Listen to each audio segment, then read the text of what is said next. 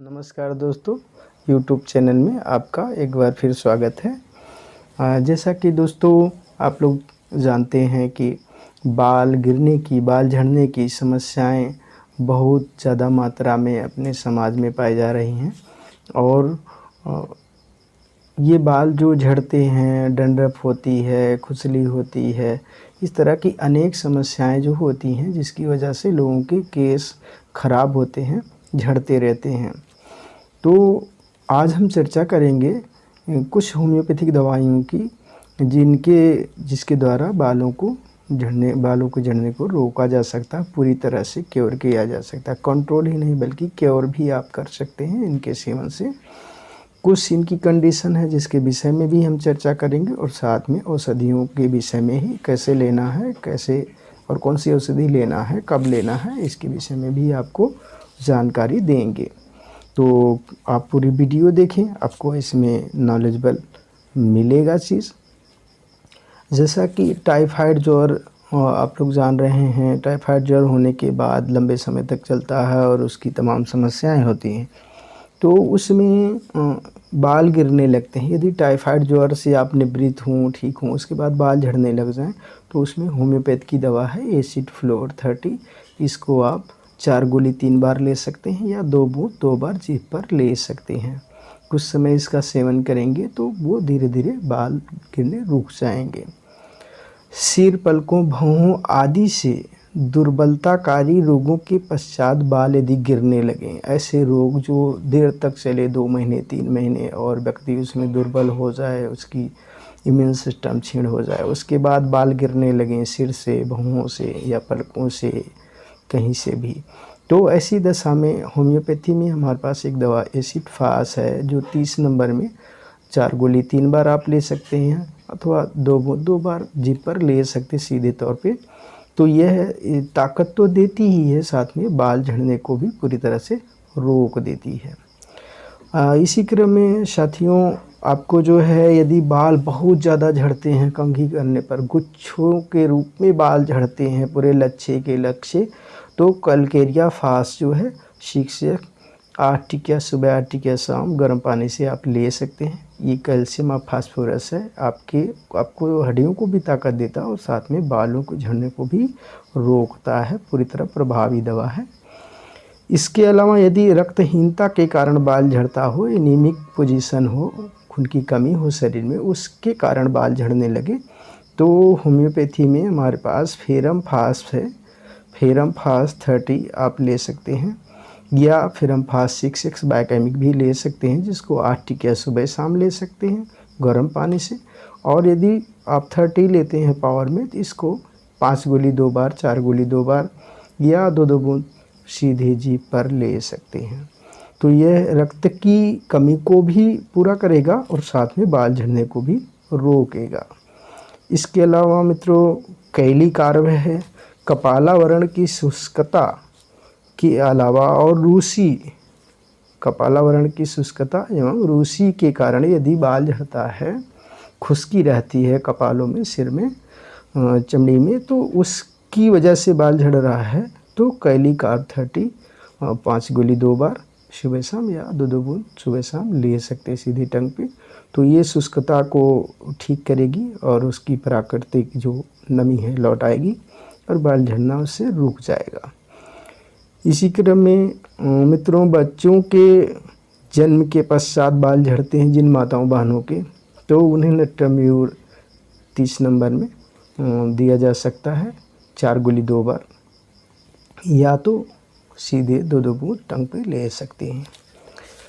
और प्रमेह या उपदंश के कारण जिन लोगों के बाल झड़ते हैं, तो उसके लिए नाइट्रिक एसिड हमारे पास होम्योपैथी में दवा है, उसको 30 में 4 गोली 2 बार या 2 बूंद 2 बार टंग पे ले सकते हैं। तो उससे बाल झड़ना रुक जाएगा और प्रमेह की जो समस्या है उसमें भी वो लाभकारी साबित होगा। इसके साथ सिलेनियम मेट 30 नंबर की दवा है, पेड़ों के बाल गिरने पर विशेष रूप से उपयोगी है। हालांकि पूरे शरीर के बाल कहीं से भी गिरे तो सिलेनियम आप ले सकते हैं, लेकिन पेड़ों के बाल गिरते हैं तो ऐसे में विशेष उपयोगी है सिलेनियम मेट 30। इसको भी आप 4 गोली या 5 गोली 2 बार, बड़े हैं तो ले सकते हैं, और 2-2 बूंद या तो 2-2 बूंद जीभ पर सीधे ले सकते हैं। सीपिया 30 कार्बोबेज थेरेपी है, 30 नंबर है।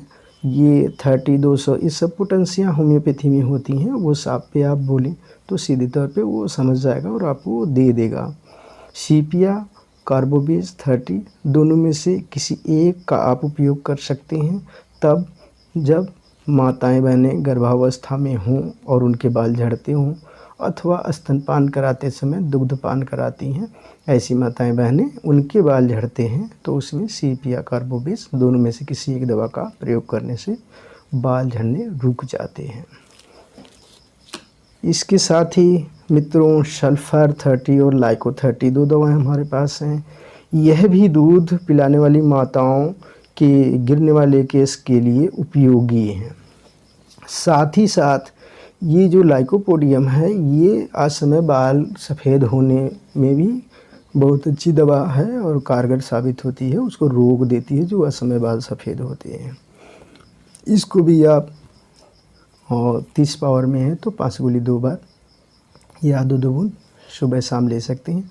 लाइकोपोडियम के लिए खासकर ध्यान रखिए कि यह 8 बजे के बाद और 4 बजे से पहले ही लेना चाहिए, इसके बीच में लेना ठीक नहीं है। इसकी टाइमिंग है 8 बजे के बाद और 4 बजे से पहले, तो इसका सेवन कर लें इस समय को ध्यान में रखते हुए।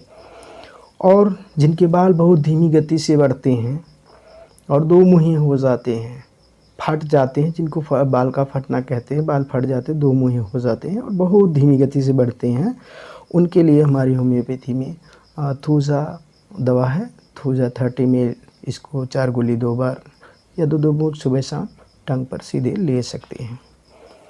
बाल धोने के बाद मित्रों कुछ लोगों के इतने उलझ जाते हैं कि उनको छुड़ाना मुश्किल हो जाता है। खासकर माताओं बहनों के बड़े बाल होते हैं तो धुलने के बाद एक दूसरे में उलझ जाते हैं जो छूटते नहीं जल्दी।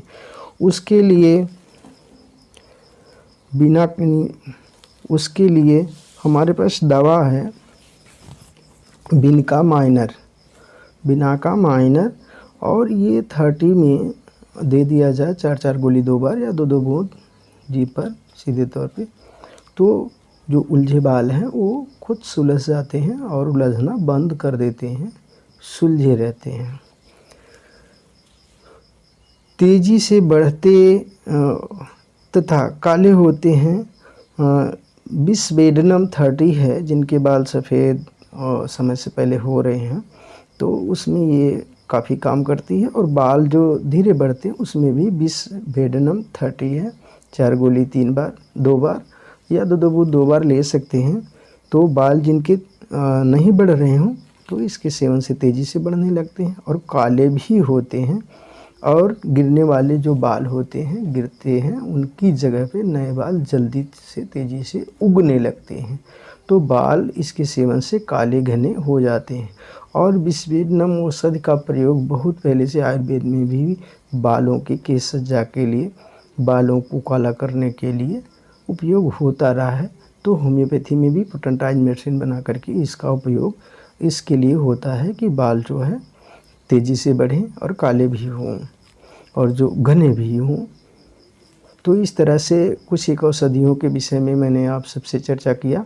इसको पूरी वीडियो देखिए और नॉलेज लीजिए, और जब भी सेवन करना है तो आप किसी कुशल चिकित्सक की देखरेख में उनके सानिध्य में ही औषधियों का सेवन करें, क्योंकि साइन सिम्टम का होम्योपैथी में विशेष महत्व है। तो कोई कुशल चिकित्सक ही आपकी सिचुएशन को पूरी तरह से देख करके और वो औषधियों का निर्धारण करेगा कि कौन कौन सी औषधि आपके लिए विशेष रूप से उपयोगी हो सकती है। बहुत बहुत धन्यवाद।